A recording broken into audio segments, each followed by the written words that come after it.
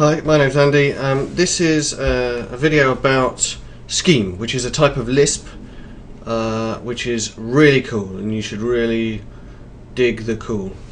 So I'm going to go very quickly through a lot of things. Watch the later videos if you want more detail.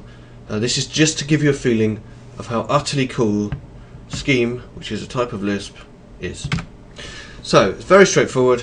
Scheme is simple, it's weird, and it's cool.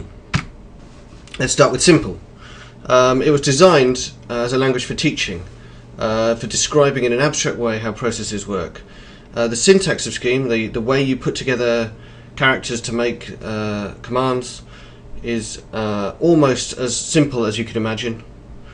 There's basically one thing you can do, there's basically one data structure, and both of those two things are the same thing.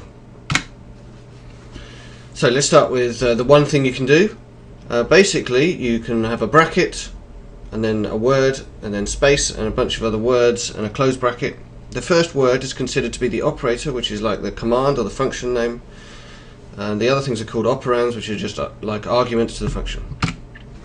So let's take an example of this. You can add up two numbers. You open bracket and then you have a plus, which is the name of the function, and then a 3 and a 4. So can you guess what the answer is when I type this into my Scheme interpreter?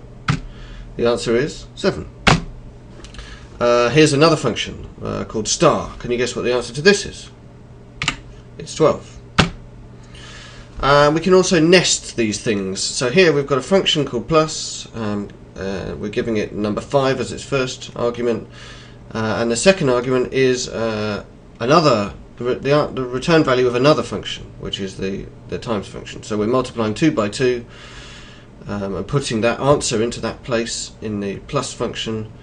So we've got 5 plus 4, which makes 9. Making sense so far? Other things we can do, we can define symbols, which is a bit like declaring variables in some languages. So you can define a variable here, or a symbol here called foo, give it a value 3. When you type that in, nothing happens, but then when you ask what foo is, which is what we're doing here, you get back the answer 3. And then we can use that symbol in place of its value as an argument to a function. So here we're multiplying the value of foo by 4, which of course is 3 times 4, 12. Other things we can do. We can define functions. This is the way you define a function. So notice everything is open bracket, something, something, something, close bracket.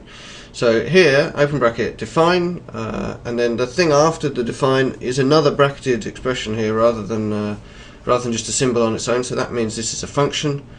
The function is called square, and it takes one argument called x, and the body of that function is immediately after that, and it's just return the value of multiplying x by x. So if we ask what the square of 4 is, we get what we would expect, 16. We can also use these in compound expressions, so we can add up these two squares and get back the correct answer. Other things you can do flow control, as in do one thing if one condition is a certain way, or another thing if another thing is a certain way. So in this case, let's make a function called abs. Notice I've got line breaks in here. That doesn't make any difference. They're just to help us understand it. So we're defining a function called abs. Takes an argument called x, and the body of that function is a single if expression.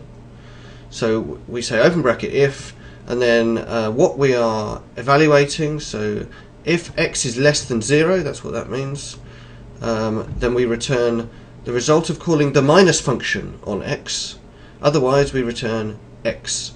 So the first thing you give to the if is the condition, and then the next thing is the then case, and the next thing is the else case.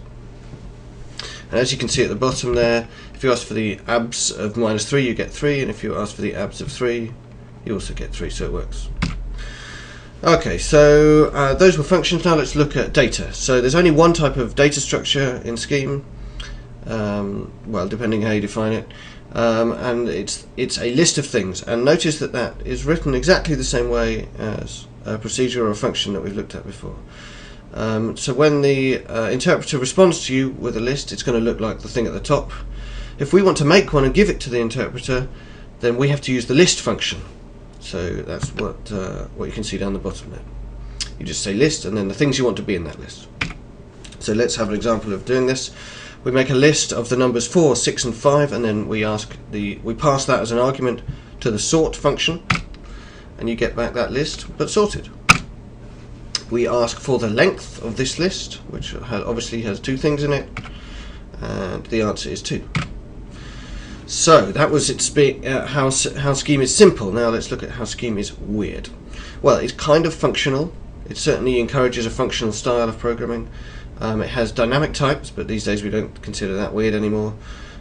Functions can be treated just the same as any other piece of data.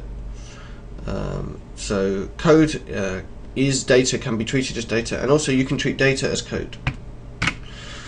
So let's get into that and find out what I mean by that. So let's start by talking a bit about how you write functional code. So imagine we've got a list here, which is the numbers 1 to 5, and so we've made a list on the right hand side there, and then the rest of this statement is setting the symbol my-list to be that value. Notice that you can have dashes in the names of things, and that's fine.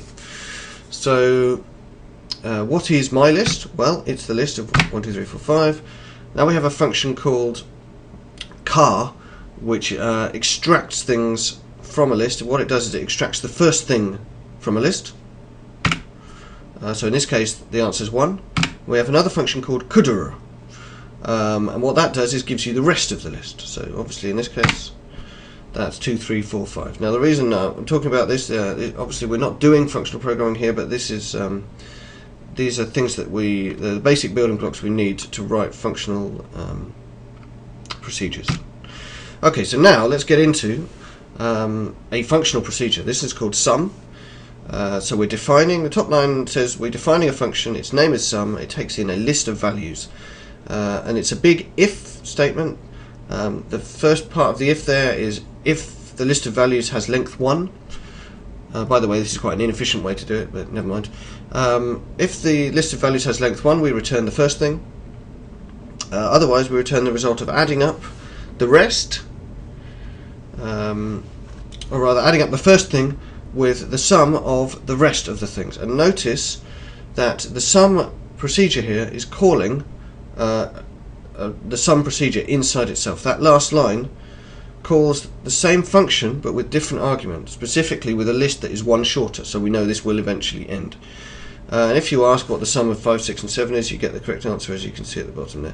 Don't worry about the details of that. We will get into, in later videos, we'll get into the absolute details of how to understand these functions. The main point is you have to break lists up and you have to call functions from within themselves, recursive function calls.